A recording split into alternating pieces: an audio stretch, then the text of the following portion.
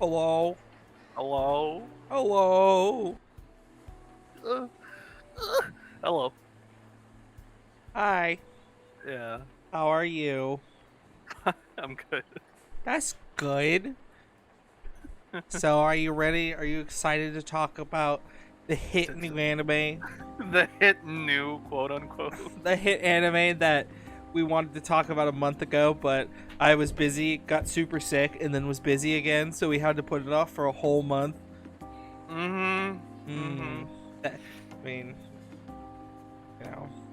Well, you know what they say, life fucking happens, and then I die for a week. I'm excited. Have you watched it in like since it finished airing? Or were you like What you mean go back? yeah. Uh, no. I rewatched like the final 2 episodes. Okay. I started watching it in dubbed Oh yeah, with the. because Pro DZ is one of the characters. You know, gotta support the good YouTube boy, the funny man of the internet. Uh-huh. You know, that's why we're here. We're here to support all the funny men of the internet, you know. Yeah. That's why Cedric's here. He's the champion of being the funny man of the internet, right, Cedric? I can't contest that. I feel like every question I've asked you, you've responded like you've just watched somebody get hit by a truck and then somebody's trying to interview you and you're just still in shock.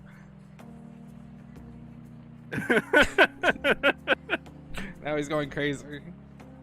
Put Cedric into the fisheye lens and let him go anime crazy. You know what I'm saying? I won't have that. I feel like if I ever have that moment,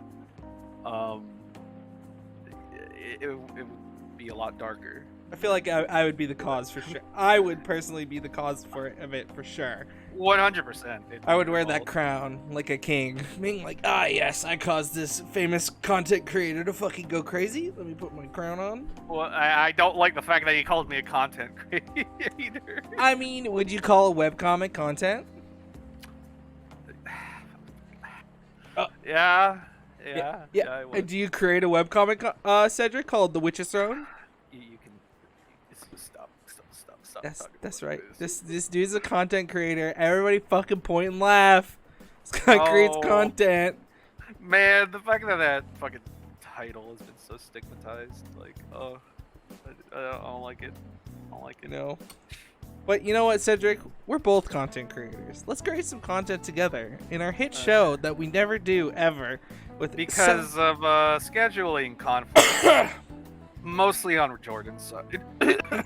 Yeah, you know, I take my crown off that I just put on and put it to the side. But yeah, we thought that, you know, we'd come back sooner.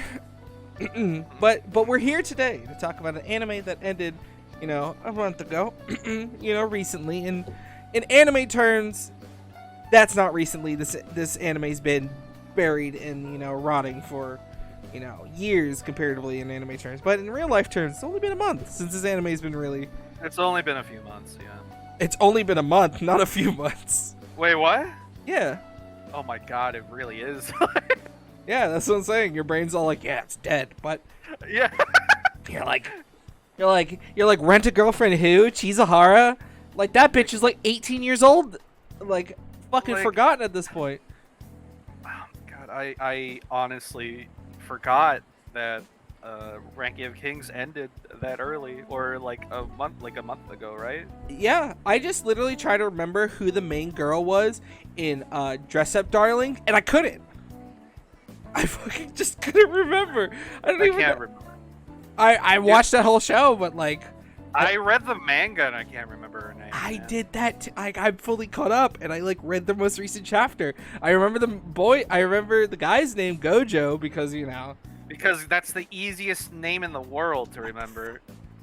I don't know. I'll remember it halfway through the show. But yeah, because like as soon as the new season came out and you're like, oh, anime in my vocabulary is now these. You know, Yori Forger, that's the only girl on my mind right now. Yeah, it's like, yo, actual children in my anime, who would have thought? Whoa. I'm not. Pushes Anya down some stairs.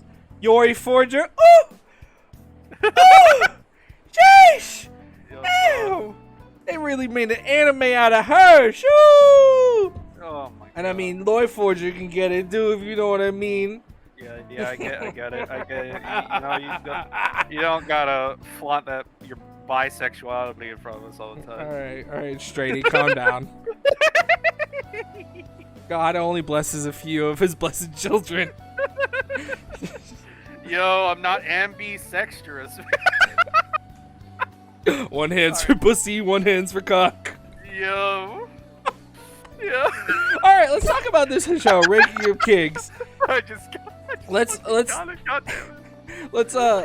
to let's do like a non-spoily version, talking about it, like try to just like explain the concept, but then we'll go, deep and talk about, favorite moments and like the mostly general like how it ends and stuff. But overall, how do you feel about this anime? Like, where would you rank it in like your actual like spectrum of like top favorite animes, like something? I feel like this is a trend with like all the anime I like, where they're really, really good, like with like great beginning, middle, but then towards the latter half of the middle, you can tell they're kind of like rushing the pacing a little bit, and then the end is either hit or miss. And I feel like for Ranking of Kings in particular, it had both. It had both because of a fantastic finale. We can say spoilers, right? No, we're gonna go like non-spoilers first, and then we'll talk about spoilers. Okay, a fantastic finale, absolutely tainted by a single development that got me tripping. Okay, I'm very excited a little bit to figure out what it is. I feel, I kind of feel the same way. Like the first 2 episodes fucking nail it in this show. About, you go into the show, you look at it, you see the art style, and you're like, all right. Usually anime with like very interesting art styles are either going to be very good and have like a very good plot, or they're going to fucking suck. Yeah, because not everything can be like an art house masterpiece. It's like you look at X Arms and you're like, that's an interesting anime style. This is hot garbage. We don't need to talk about that. But we follow Boji, he's a child who is mutant deaf, and he is the future prince of a kingdom that I forgot the name of. It's been 6 years since this anime has been aired. Me like desperately looking at notes. But yeah, and it's like the first 2 episodes. Boss Kingdom. That's right. It's named after his dad. But like you follow this like kid who's just like kind of like, he's treated very differently because he's mutant deaf, and but like you watch him like the first 2 episodes, like real. I think for me, the first 2 episodes I think are really like they hook you so well because they really set up the plot and like what's going on, and you really like learn about the characters because Boji is going on an adventure. He's going to become, he wants to become the #1 king, because the whole thing about Ranking of Kings is that you want to become the #1 king of the world. They have because when you become the #1 king, you can go into the Great Treasure Vault and you can get any item you want. So it's just it's a beautiful journey with a lot of like intricate characters that just ooze personality. Like they're not just like the cookie cutter like there is somebody who's called a sword master, and usually like in most like generic animes, sword master is usually the fucking same archetype. But in this one, like he has depth, and you learn about him, and he has such good character moments, and like I think they do a good job between the beginning and the middle of really fleshing out these character moments, and then like you said, like the ending just it feels very rushed. And just like they kind of just tie everything up and just like set it for season 2. They sort of like fumbled wrapping it up in a nice little bow, is what I'm saying.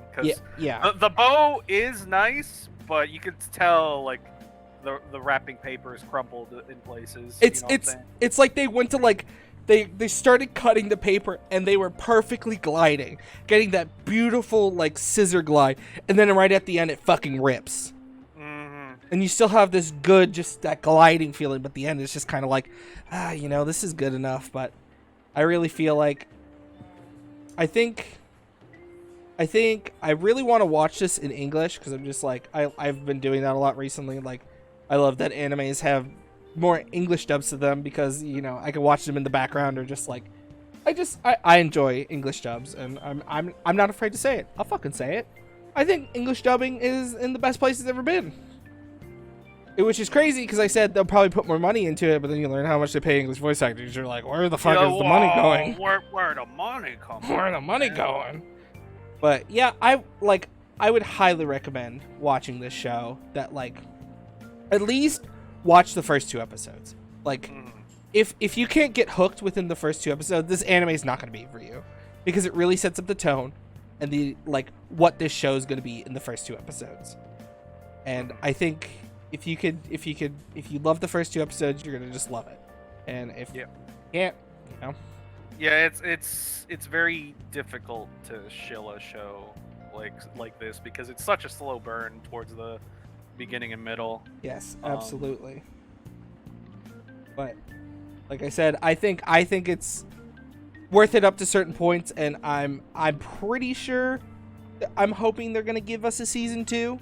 I'm pretty sure. I have no idea where the manga is, but it's like really far ahead. From what I've looked at. Okay. But I'd imagine like having another season that's like what, 23 episodes, was it? Yeah. Yeah, another 23 episode season is gonna take a long time to come up with, especially for a show like this. Yeah. So I'm really excited, but I want to ask you a question that I had when I was watching the show. Did you ever feel like you really want, like, this to be a video game, but like a kingdom building video game? No. Okay. I'm the only one who had that weird thought. I mean, that's a very specific thought. Yeah. Oh, it was. The whole time I was watching, I was like, God, I want to play this little guy, and I want to run around and get people to like me, so I can just build my kingdom. I love kingdom building games, like Ni no Kuni 2. That shit. Mwah. My Life as a King, Crystal Chronicles on the Wii. Mwah. Good games. Yeah. Just chef kiss.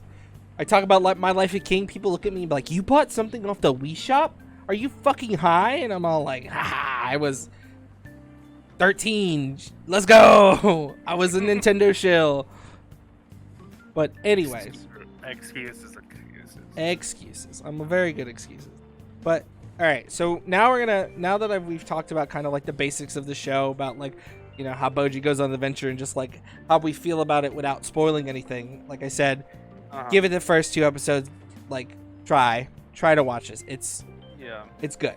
And if you don't like it, that's fine. Everybody has their own taste. But Cedric, let's talk about some spoilery things. Let's talk about some stuff that happens actually in the show. Okay. Well, from what you just said, I feel like that was a very bare bones like description of what the story's about. Of course, there's like a lot of overarching like plot lines and threads and whatnot.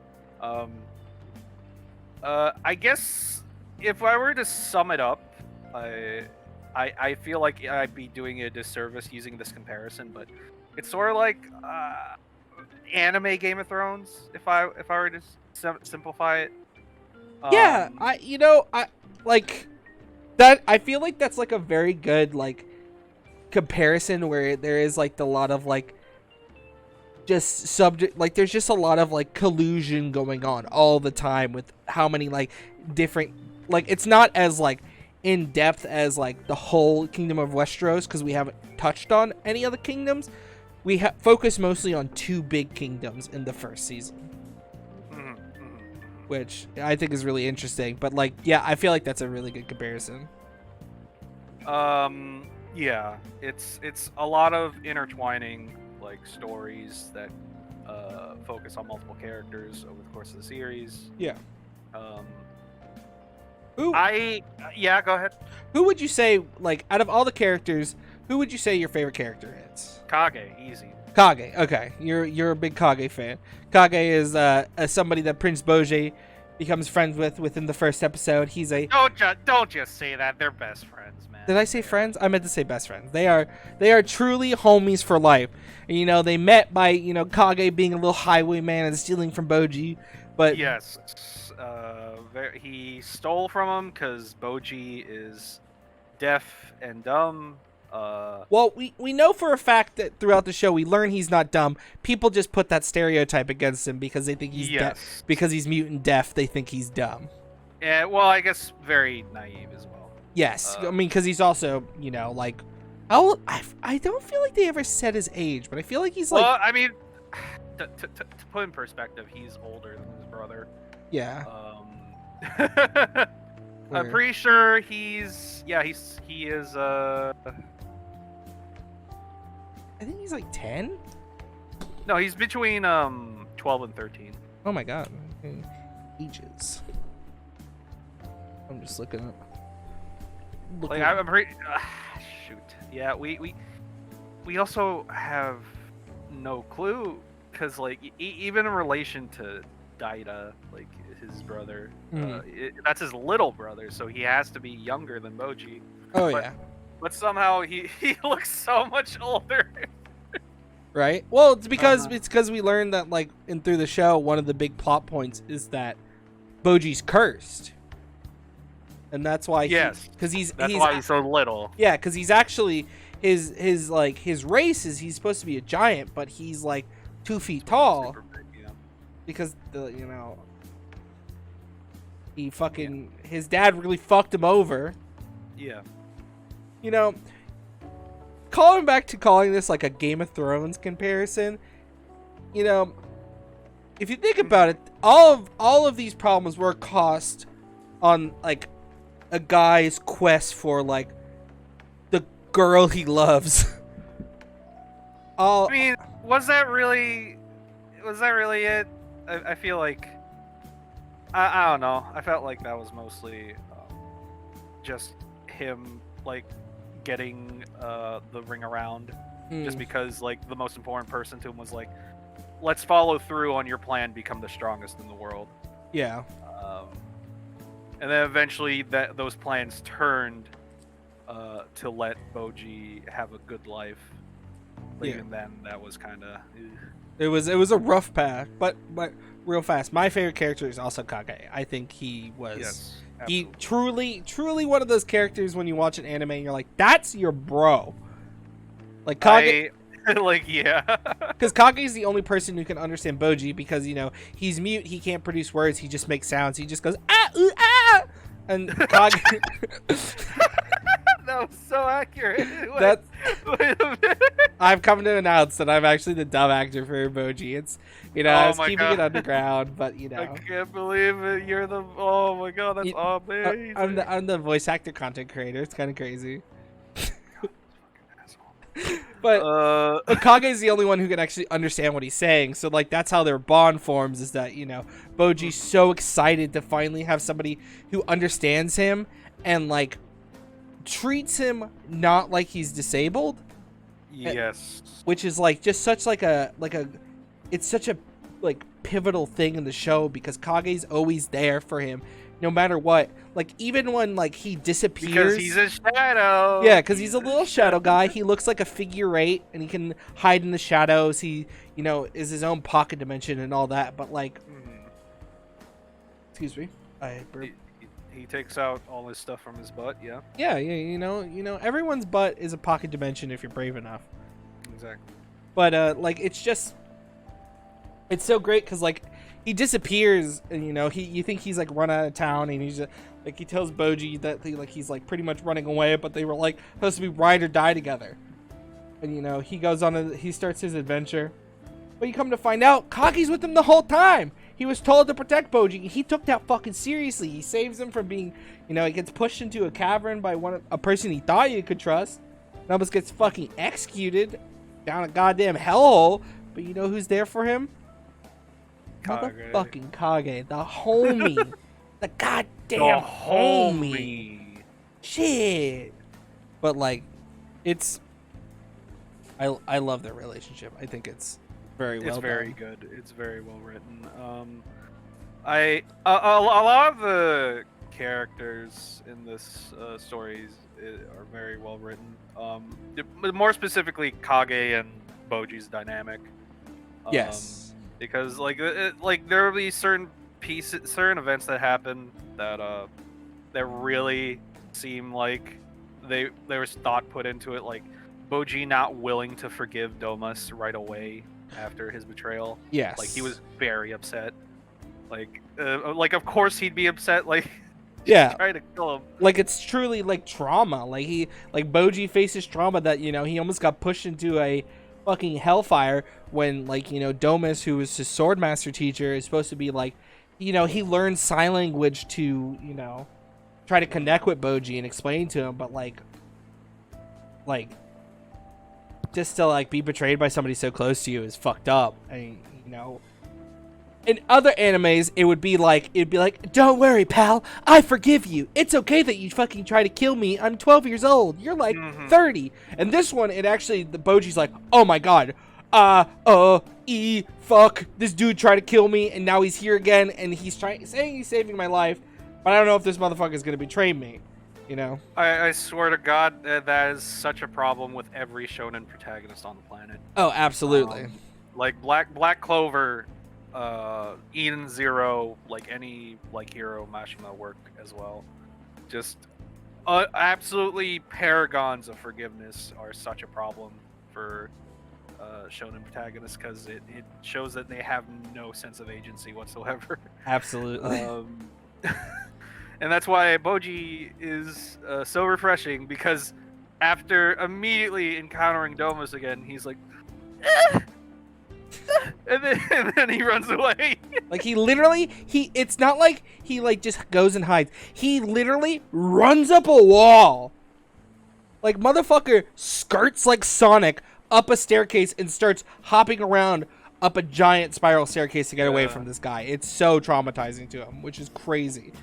But it's like, but the thing with Domus though is that it's like, that's so good because he's this sword master who has this attachment to Boji, but because he was told to kill him by the actual acting king, he's just such a slave to his duty that he does it. But like after he does it, where he tries to put Boji down the hole, like I love that scene a lot, where like he literally like breaks down and he fucking gets his hand cut off as like repentance in a sense. And then he just goes back home, and then when he finds out Boji's still alive, he works with what was that guy's name? Hokaru, who is like somebody. I'm surprised you remember that name. That is like, I gotta point this out. Hokaru has the least English sounding name of the bunch, despite looking like the whitest guy. Straight out of fucking medieval Europe. Like, why is that your name, homie? Oh my god. But yeah, go on. Those two because Hokaru is there when he kills Boji, and Hokaru is the one who cuts his hand off after Domus kind of just like gives up because he wants to die. After fulfilling his duty, he just wants to die because he killed somebody he was close to, because and it's just so heartbreaking to actually see a character in an anime actually have fucking emotions. And like them to be well executed is amazing. And just like watching him grow with Hokaru to become like this like fighting force to try to repent for what he did to Boji and become an ally to Boji is like amazing.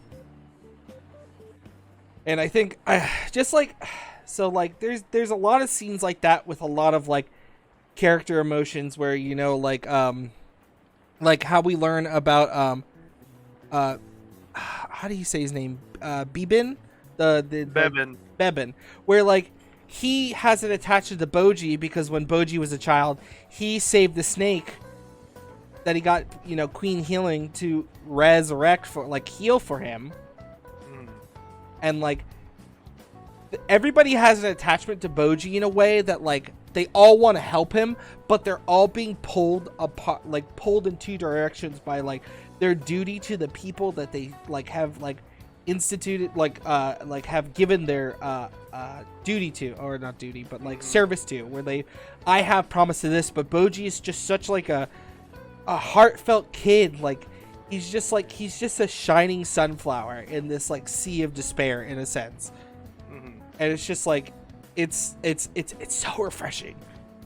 Like, you know, you look at fucking Dorshi and you're just like, that's the big strong guy. That's his fucking character trait. But then you learn about him, he's a big softy, you know, and he's a fucking badass. Like the scene where he's fighting all those beasts and like he just covers himself in fucking knives. And it's that was also really funny, very cartoony logic. Oh yeah, they do like a lot of things where it feels really realistic, and then they do the most cartoony bullshit ever, and it's fucking hilarious. Oh my god, yeah. It's just like, it's such a good show to like learn about. Like, you learn about how Boji got cursed. It's his fucking dad who cursed him with a demon, because a demon told him that like, I'll make you the strongest in the world to fulfill your dreams. And then, you know, like, but I'm gonna take the power from your firstborn son. So he goes out, has a baby with one of a giant woman, you know, and the baby's born really small. It's Boji because he fucking took his power. Mm-hmm. But then like, and then you're like, oh, that's crazy. You learn that in like episode 4. You learn that so early, and then you keep unraveling pieces of it to learn why he does this. Like, yeah, the piece of the puzzle. Yeah, like why Boss wants to be the strongest in the world. And like, you learn there's so many intricate details about everything that happens. It's amazing. And it most of all, it pays off. But coming back to that thing you were talking about, it's like most things pay off until like up to the end, where it's just like it just keeps lore dumping on you about these things and then finishing them. Yeah. And you're just like, fuck. Like, that sucks. That like, that's one problem I have a lot of things with anime nowadays, is that like they have to set it up, because anime gets second seasons now. We are in the era where anime actually gets second seasons. Mm-hmm. So, and not just like promotional material for like the original work. Yeah. It is straight up just like, if you are popular enough, you are gonna get like a sequel. Yeah. But the problem with that nowadays is what we find out is that like, unless you're a big shonen anime that you know for a fact is gonna fucking do every single goddamn big number, man. Big number. Fucking be a exact replica of the manga panels. The arcs suffer, because you have to finish an arc before you go into the next season, because you're not going to start the next season with like the end of the arc, because like it's not going to flow well. But you're not going to give it more episodes, so you're just going to rush in and finish it, which like this show suffers from, because then it just starts filling all these plot points, and you're just like, fuck.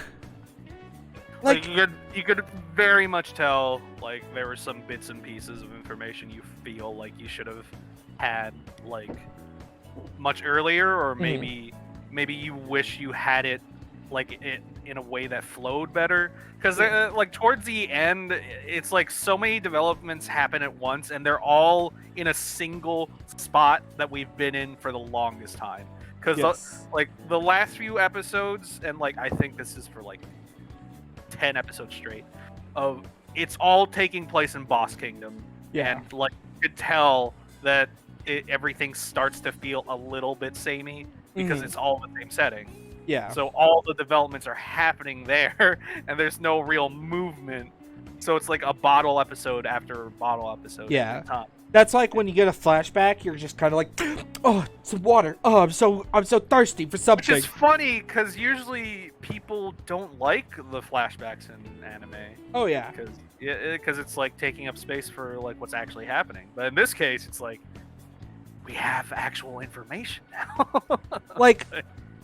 Another part that happens more towards like the end, because like the whole idea is that like Boss takes over his son Daida's body to fulfill his wish to somebody he saved as a child and has just been protecting, and this is why he wants to be the strongest, and to continue being the strongest, he takes over his son's body. It's really fucked up, because his son is trapped. It's not like his son's dead, like he killed his son and took the body. He traps his son in his own body, which is really fucked up.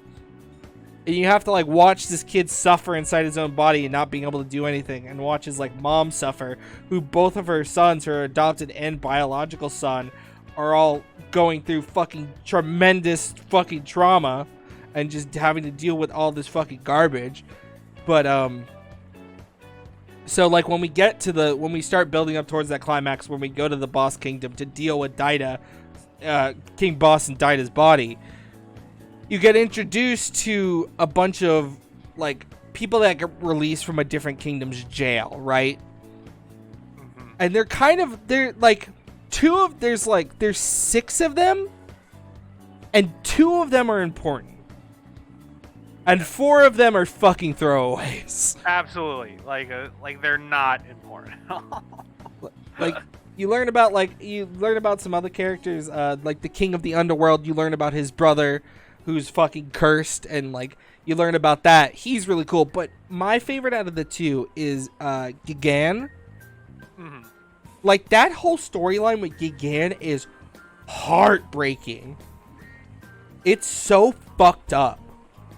But like how it ends for him is really good, but like how you learn how he ends up in prison is like truly like heartbreaking. Absolutely. And then you discover oh my god. Even though the art style of this anime is super cute. Yeah. A lot of dark stuff happens, man. Like they lay it down thick, homie. Yeah, like you look at this picture on the screen right now. Look at that cute little boy. Nothing bad's gonna happen. You watch people fucking get murdered. You watch a guy get his arm cut off. You watch a baby be tortured. It's fucked up. Like it is like straight up like somebody was all like, Cartoon Network made Game of Thrones. It's crazy. Mm-hmm. And like, but like I said, like the final stuff, like I truly did not like the whole thing where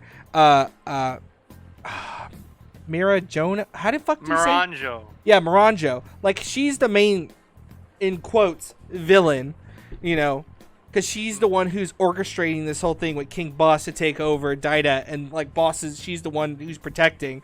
And The complete irony of this is you could argue Boss is the absolute pinnacle of villainy in this show. Oh yeah, they're like dual wielding being the worst fucking people. Like being the worst people, but at the very least Miranjo didn't murder children. Like, oh my god. that was a tough sell in that flashback, homie. Yeah. That was a tough sell. But then like, you gotta I can understand because it's like you just realize that this little girl who's like super young just had her entire family like dead, and also she lost every part of her face and like her hands. Like it's, yeah, I can see why. It's just that, man, like there is no other option than for Boss to die at the end of this, because oh my god. Yeah, it's like you don't come back from that. No. So like that whole thing is like that shit's fucked up, and it's like it's truly like and like to think that like, you know, Boss finally gets to go to the afterlife and he's released, and like Miranjo's gonna go with him, but then they use a wish. How did they get that wish? They use the demon. The demon grants wishes, right? Yes. So they use the demon, and like the whole idea is that these 2 brothers were going to use the demon's wish to free their brother from the Immortal Coast, and then fucking Daida, who gets free from Boss's fucking control, uses the wish to bring Miranjo back instead of letting her go, and he's like, I'm gonna marry this bitch. And I'm like, that's the worst thing that could have ever happened. That's the part I'm saying. It's like, that's the one part where I was like, this could have been perfect. It literally could have been perfect, because like it's not a thing, like that's not even for it to being rushed. It just doesn't. It's again, it goes with them trying to wrap everything up in a nice little bow, and I realize this happens in the manga, but it's just poor writing. Yes, because that's like I realize what the author's trying to do. They're trying to resolve this conflict, give Miranjo some closure, and give Daida like something to work towards. But that's not how you do it. No, because you have to at least make Daida conflicted over what the fuck this bitch just did to his entire kingdom. Like the things she did in order to get this far, I'm pretty sure people would react a different way if they discovered their soon-to-be queen like caused it, you know? Yeah, killed got a bunch of their civilians killed because she released a bunch of convicts and monsters into her kingdom, and she's about to be the queen too. Also, let's not forget the other fact: she tried to kill the current queen, and she killed the previous queen. She killed fucking Boji's mother. Yeah. And like, again. Yeah, wrapping everything up in a nice little bow. It just did not work. Like, it breaks every anime trope and does so well in it. And then at the end, for it to trip and skirt its face across the ground and fall into a shonen trap where evil person does atrocities, I'm gonna marry you. And you're like, you should have been up there with boss. You should have went to heaven. Which I guess, I don't think it's heaven. It's some weird, like, Field of Misery style plane of existence where they go to hell, because we go there at one point, and it's really weird. But like I said, I would have given this anime a 10. Like, I would have given this a 9, 10 out of 10, right? Mm. But that ending brings it down to an 8 out of 10 for me, for sure. Oh, really? Yeah. Really? Okay, because like I was so happy with this anime. I was so like I was so invested. Like Boji, the Boji versus boss fight was so well done. It was so well done. Like the catharsis from witnessing like Boji finally stand up to his father and like just surpass him in every way. It's so good. Oh. It's like, that's like the thing. That's the anime trope, and they do it. They don't. It's like they break that because they do it so well for once, instead of then just being kind of like beats up your dad, and your dad's like, "Oh, you're so strong now." It's like, it just feels like, because Boji earned it, right? Instead like that, it was the natural conclusion. Yes, and it feels earned instead of then like most shonen where it's all like, yeah, I've been training, I'm here now, so I'm just gonna beat you up. Like, I watched Shaman King recently, and like, oh no, and he just goes to his dad, and he just all like beats you up, and his dad's like, wow, son, thanks. There was like no build up. There's fucking nothing. It's like, I'm a bad guy, beats you up. Like the fact that it is implied fairly early on that Boji could absolutely rock boss's shit was so good. Oh, yeah. That's proper build-up. You're implying that he's gonna get rocked if he fights his son. Yeah. And it was absolutely correct. It was so good. I don't want to talk about every scene I like, because I want people to actually go out and watch it. All right. Yeah, we kind of glossed over it because I was trying to get my ranking in for Ranking of Kings. Anyway, I give it a 9. Like I feel like that it's so good, but that one episode trying to wrap up Daida and Miranjo's arcs obviously knocks it down. A lot. But it knocks it down quite a lot for me. It's so good that it only knocks it down 1 point for me, because it's been so long since I felt this way about an anime that absolutely took my heart. Because the last thing that did that was Mob Psycho, and Mob Psycho's getting a season 3, baby. I'm so excited for that. I feel the same way. Mob Psycho 2, I could talk. Mob Psycho season 1, fine. It's the most like 7 out of 10 thing I've ever watched. Yes, Mob Psycho 2, 10 out of 10. Holy shit! Every character just being so well developed. Oh, we will definitely have. We should definitely have an anime roulette about Mob Psycho season 2, because I will take any reason to watch Mob Psycho season 2 again.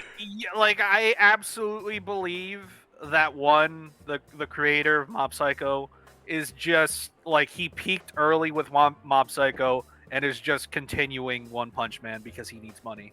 I absolutely believe this. Probably, yeah, for sure.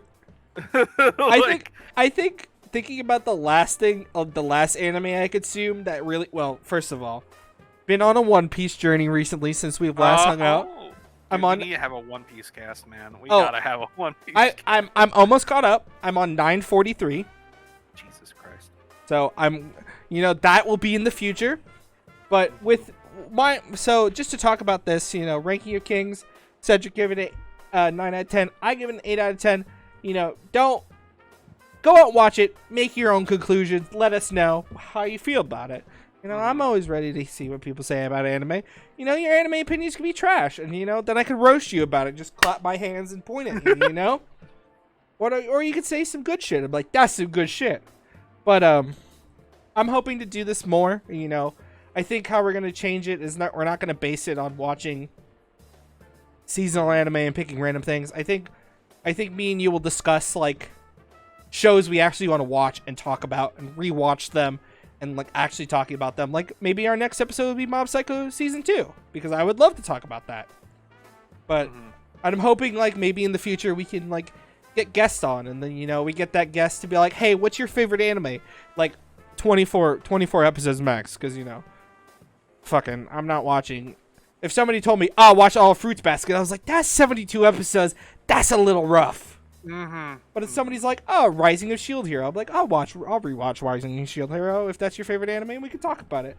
But I'm hoping to do, you know, more stuff with you in the future on Anime Roulette, and kind of just because I like talking about anime. I like anime. It's really good. Yeah, sometimes it's really bad. You know. I mean, usually it's really bad. Yeah, usually it's really bad. Oh boy.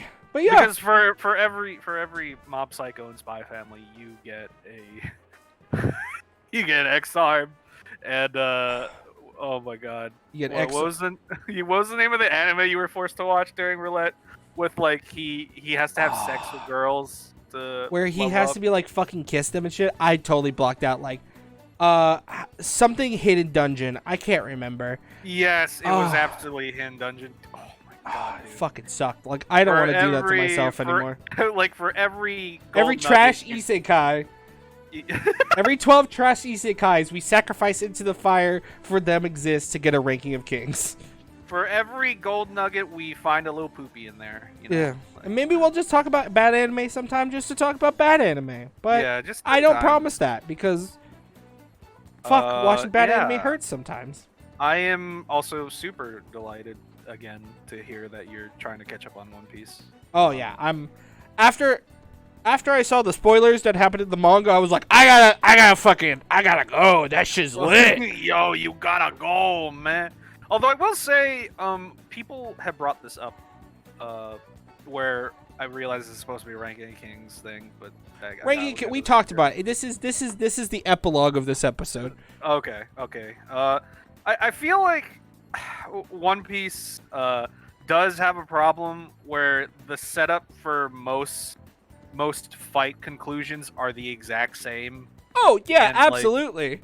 Like I feel like that can be really fun because you know what's happening. Like oh, Zoro's gonna have his fight, then Sanji's gonna have his monster trio, buddy, and then Luffy's gonna knock out the big bad. Oh yeah. But once it happens enough times, you can kind of see the formula getting a little bit stale. Yeah, that's why hopefully it ends soon. But like, I'm gonna say this. I feel like this is gonna be a sin. I think the fights are the worst parts about One Piece. But we'll talk about that on a One Piece episode. We'll really dive into how I feel about One Piece and how I think it is my favorite anime of all time. Or just series, because that show / just IP makes me feel things that nothing has ever had. Absolutely, yes. But in our new stream or our new podcast, One Piece Omelet, yeah. You gotta crack a few fucking devil fruits to, get a good story. That was the worst thing I've ever said. But, I think that's it for this episode. Please go give Ranking of Kings a try. At least give it the first 2 episodes a try. It is very telling when my favorite anime of the year, or maybe like the past few years so far, has such a distinct style that it almost seems like it's not an anime. Yes. It feels very different. And very telling, yeah. It breaks out of the mold, which is always just a breath of fresh air. Like, not only that, but also, like, the fact that it's for pretty much every anime I've ever liked, they have to be a lot more distinct than the 2000s, 2010s, like, Ulu Moe style. Looking at Yukeon. Sorry. Yep. Love K-On, Yukeon, but also, oof. But, yeah, started trend. But yeah, I am very happy that there are more ambitious projects with unorthodox styles coming out. Absolutely. I'm very much looking forward to Mob Psycho season 3. Me too. But anyways, if you want, you could follow me and Cedric on our social media. I'm at the Real Cozy Boy. He's at. Are you at the true? It's always What a True Hero, because every site that has What a Hero is taken, and I'm just so sad. Give us a follow on our social medias. I'll make sure to tweet out when the next episode's coming out. Hopefully we can do a monthly thing and get a monthly episode out to talk about it. I'm not gonna say 2 because that's too ambitious. But I'm hoping to at least get one of these out a month. And read The Witch's Throne. It's a good comic that this fucking idiot makes, and I highly recommend it. It's on Tapas.io. I would highly recommend it. Give it a read. It is very good. Yeah, read The Witch's Throne. We have a book coming this year, I think. Yes, you do. Hopefully, I can't wait to show that out for you. But anyway, thank you guys for watching. I appreciate you for being here, and we'll see you next time, which I hope is within 4 weeks from now, maybe sometime in June. We'll see you again. Goodbye. Goodbye.